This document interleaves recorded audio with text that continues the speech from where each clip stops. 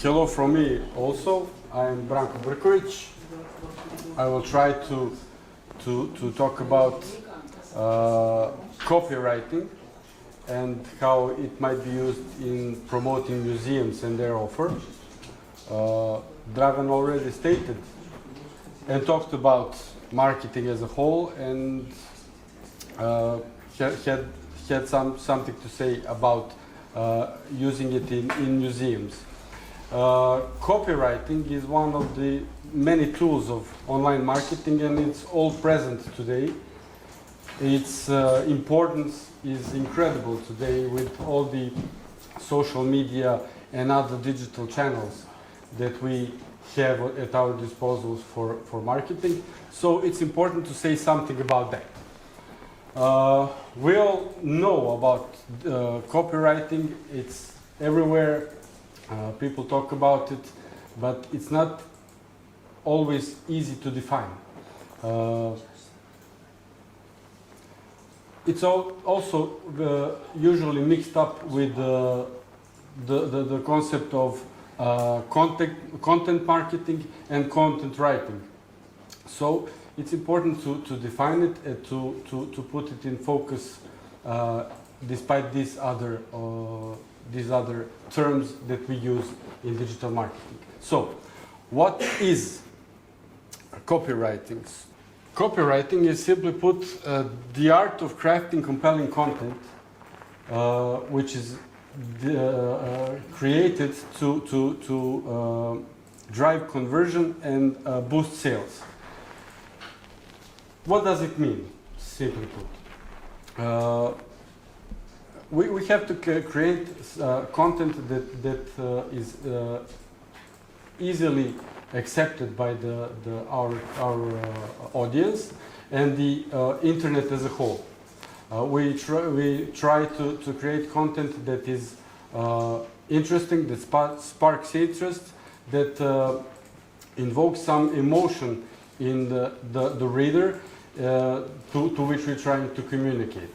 So the copywriter is simply a person that is tasked with creating a compelling content, which we call copy, that captivates the audience's attention and drives them to make some sort of an action. This action can be very different. It can range from simply reacting to an ad, all the way to visiting a website, a web shop, and buying a product or engaging a company to provide the service. So copywriting is there to promote what we have to offer, whether it is service or product, and it's there to entice the audience to become a consumer of our service or product. But when we're talking about copywriting, we usually can mix it up with what we call content writing. Content in copywriting we usually call content copy, but content writing is something entirely different. Well, not entirely different. There are similarities, but there is a difference in purpose with copy and copywriting and content writing. Content writing is simply put any content that we write to educate, to provide information, to entertain the target audience, and to captivate them to bring them closer to our company or our product service, or in museums to the exhibits and artifacts that they offer. And we try to create this content that will bring us closer to the audience and develop a long-term relationship with them. In marketing sense, this is the key goal of creating content, which means to create a long-term relationship that will convert and provide sales and profits in the long run. Copywriting, besides being informative, and copy itself, besides being informative, has sort of a different purpose. It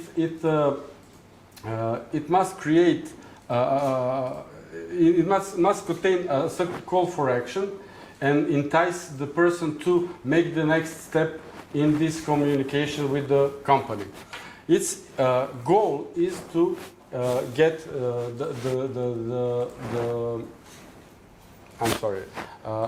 the audience to make the next step in our conversation.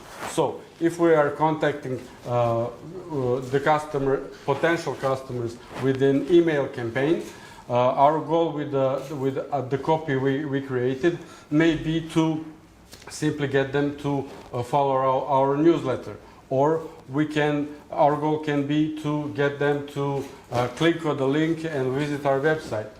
And finally, our goal may be to get them to buy the service or product that we are offering.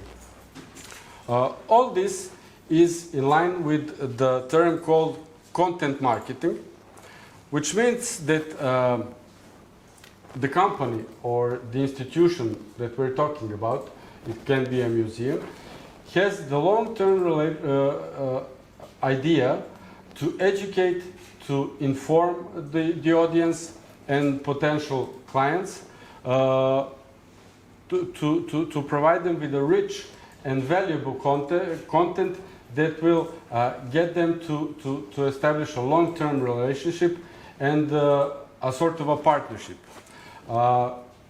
This content marketing is let's say, an educational tool rather than an invasive ad tool that will create a long-term relationship and provide additional value to our potential clients and customers. Copywriting in content marketing is used more to entice people to make short-term actions and decide more quickly to engage our company or the service or product that we are offering. What does the copywriting provide? It should provide us with the clear communication with our customer and entice them to establish a relationship with us and to engage by our services and products. But it's not the only purpose of copywriting and content writing. Good copy is created to distinguish the company on the market. The company, its products and services and items and exhibits that museums can offer have to be more visible through the use of copywriting. This is important because today we are almost every day almost overwhelmed with information, data, commercials, ads, and so on. So it's hard to distinguish good quality products and services. So we use copywriting to make them more visible. In addition, Dragan also mentioned SEO, search engine optimization, and as one of the important aspects of the digital marketing. So good copy must take into account this SEO and use it to provide a better ranking in the search engine results page. This in turn will generate more visibility, more traffic, and trigger conversion, meaning that the customers will be more inclined to visit our website and buy our product or service, or engage with any information that we have to offer them. When we mention SEO, it's important to say that Google, as the first and foremost search engine, has developed certain tools and certain criteria to rank web pages according to their elements that they contain. So when trying to rank, it's important to follow up on the Google's criteria for ranking websites. These criteria are not really known to public, but there are certain indications as to what they are, and Google said that certain elements of SEO in web pages can be manipulated so we can rank higher in the search engine results page. This content and copywriting is the first and foremost tool that can help us to rank high within the Google results page. So, because this it has some impact, it's important to say that Google uses some elements for ranking our web page. So our copy and content must contain certain elements.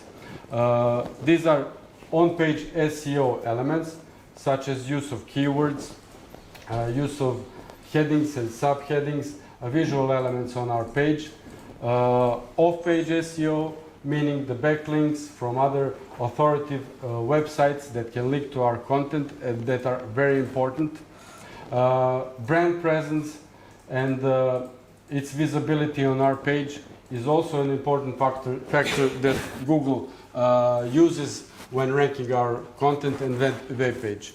And also technical SEO referring to loading speed of our website, server speed, graphical requirements, and other technical data that is important for smooth running websites, web pages, and the content, accessibility to the content they contain. So, there are many uses and values of content marketing, of content creation and copywriting. And first and foremost, we said it has to create, to build visibility of our website. It has to engage the audience and trigger an emotional response. So, this content must be engaging. Why? Because we're all overwhelmed with data. The only way that people can respond well to our product, services, and everything we have to offer is to create engaging content that will get them emotionally involved. Engaging content is more likely to get shared and read by a wider audience, and it can change the reader's emotion. What does that mean? Specifically, it can, if it's well written, it can make an indifferent person to our product or service interested in it. In the long run, it may result in conversion, meaning engaging a potential customer and creating a real customer, meaning it will generate sales if we're selling something, and bring us closer to raising revenue and making profits. So, engaging content is more visible than in all the content that internet provides us with. So it's important for us to make it more enticing and involving for the customer, for the client, or for the audience we are addressing. There are many different ways to make the content more engaging, but there are 5 elements that any engaging content must provide and must have. It must have a great headline that captivates the attention of the reader. It must tell a good story. It must be original. Copywriting infers that all we do is copy some content, but that's not really true. We must be original. It must use images and graphics, which is all the more important with social media that are based on graphic content, and must be lengthy enough to cover the topic that we want to convey to our audience. So, how do you create a headline? A great headline is the one that invokes trust, that uses keywords that are relevant to the topic. It encourages sharing, and it communicates well with the audience that we are trying to target. Creating a good headline means that we must know our audience and what captivates their attention.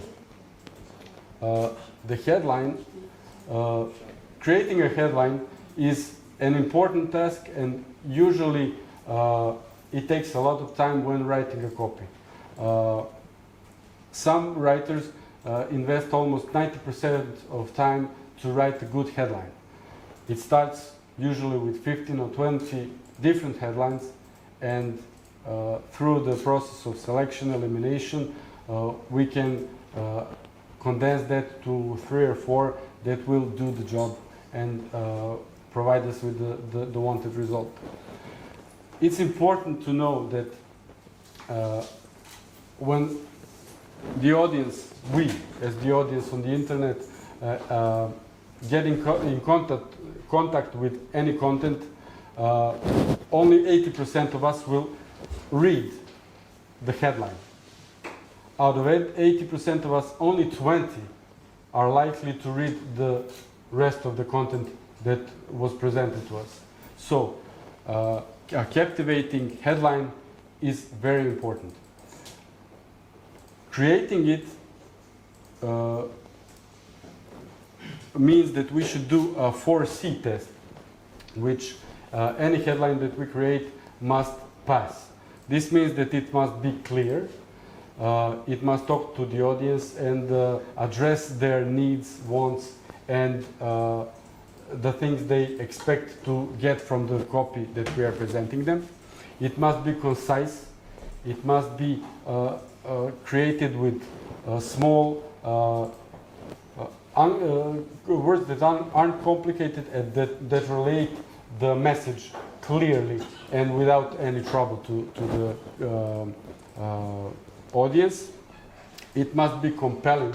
It must have a certain emotional element that will spark an interest from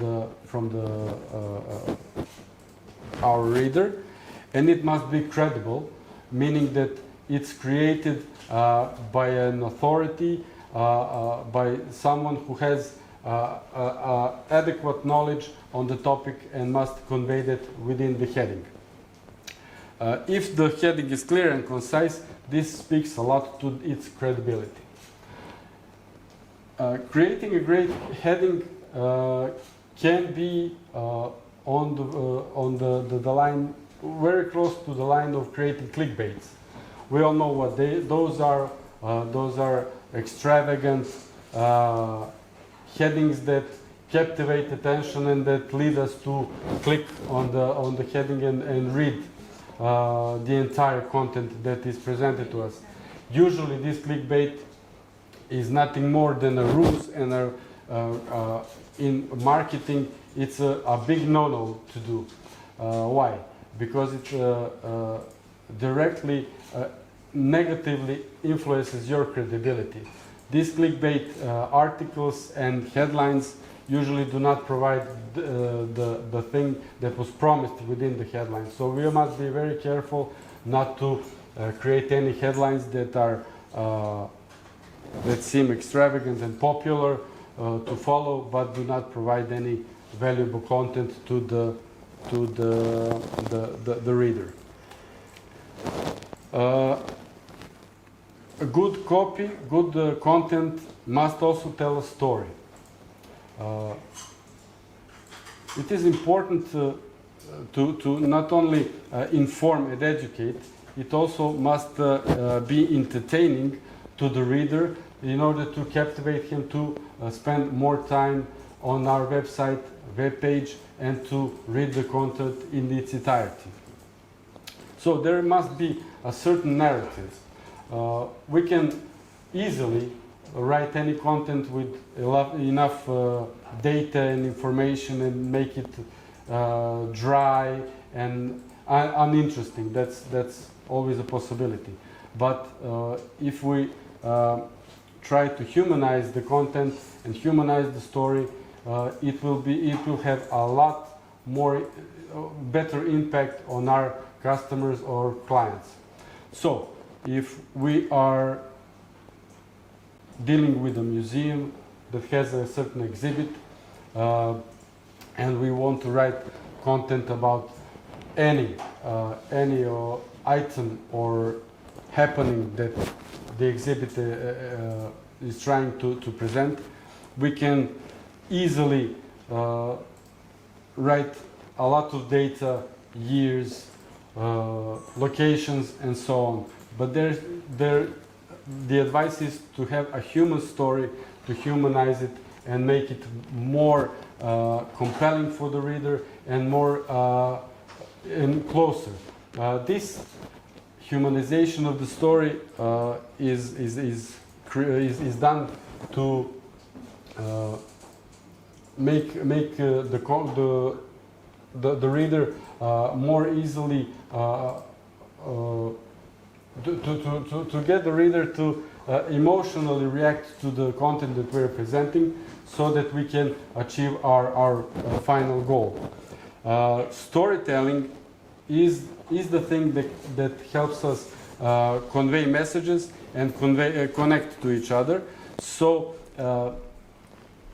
a good story will make it more likely for the reader of our copy or content to interact with whatever we are presenting them. So we can use an anecdote in our introduction or our copy. We can use a certain narrative throughout the copy, and we can use a story to exaggerate and make a point out of our content that we are using. One of the most important things is for the content to be original. There are many, there is a lot of content on the internet that's not that original, and I personally have, while doing research, encountered content from many different websites that was incredibly similar or a simple copy-paste operation. So that doesn't speak well for the competitiveness and for the authority of the writer of the content. So you must try to be original in creating a copy. You should write something new and try to leave a lasting impression. What does that mean? Any copy that you're writing must contain your own personal experience, your own knowledge, your own advice and data and experience that you can provide. This originality matters because it distinguishes the copy from all the rest, and it can incite and invoke an emotional response from the reader. So you must stay authoritative and not copy any content from the internet. When it comes to the museums, it's, I think, very clear that each museum has its own advantage about what it can write.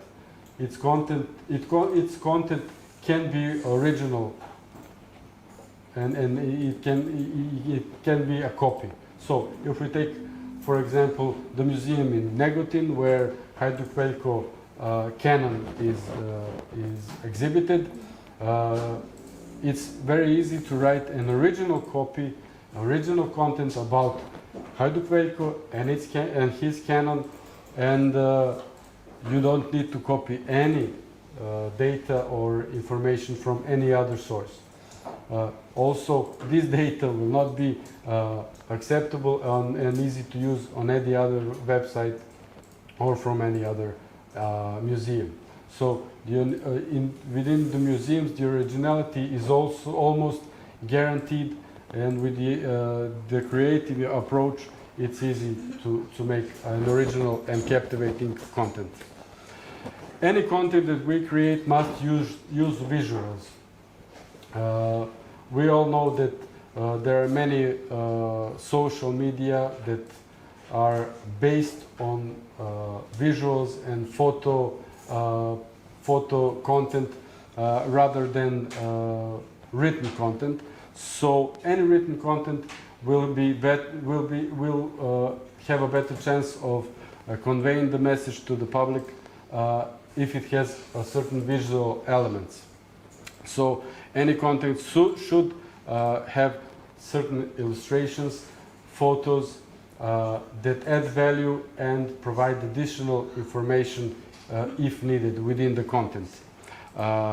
Images can tell a lot more of a story than simple written content. But this is not the only thing that we have to think about when writing copy or content.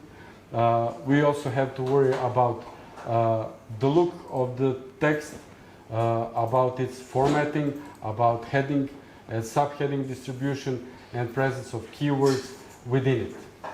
So it's important to know that the reader does not read the copy in its entirety. He scans looking for a certain captivating elements within it, and if they are present and adequately used, that will increase the chance of him reading the content in its entirety. So visual elements can be captivating and must be used within the content we are creating. When writing copy, there are certain rules regarding its length and paragraph distribution and paragraph length and so on and so on. But when writing good copy,